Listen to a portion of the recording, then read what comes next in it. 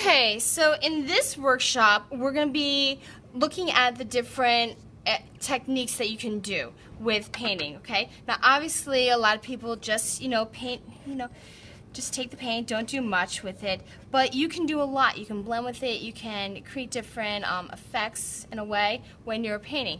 Now, in your project sheet that you're going to be working on, they're going to ask you to do different things, okay? Now, some of the things that you need to worry about is how close of an edge when you have things.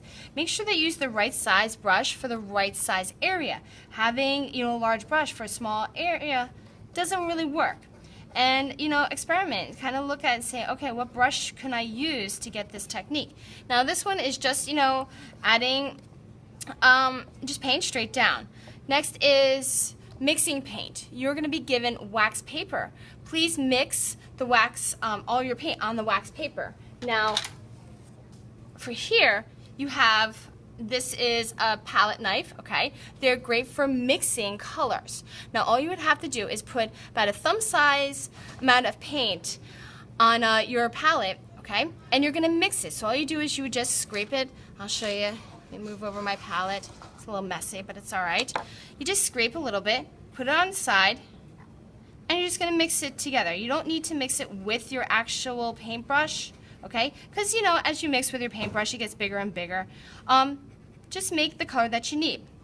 Okay, so that's mixing using the palette knife. When you're done, see there's a little bit on there. I can easily just kind of, lean it on the side, and it's not going to get a huge mess. All right. So one of the things is mixing paint. I'm going to mix a little paint. As you can tell, it's a little bit different. Some other things are underpainting. Underpainting is, actually this is kind of pretty cool, that it's already starting to dry.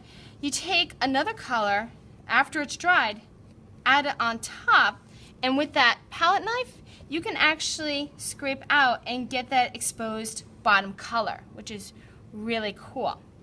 Okay, wet on wet is basically using a lot of water, okay? You can make very thin washes where it's very thin, okay? Sometimes what people will do is they'll wet the paper down. I think I need another brush, okay? Wet the page down, okay? And just take your paint and kind of blend with it.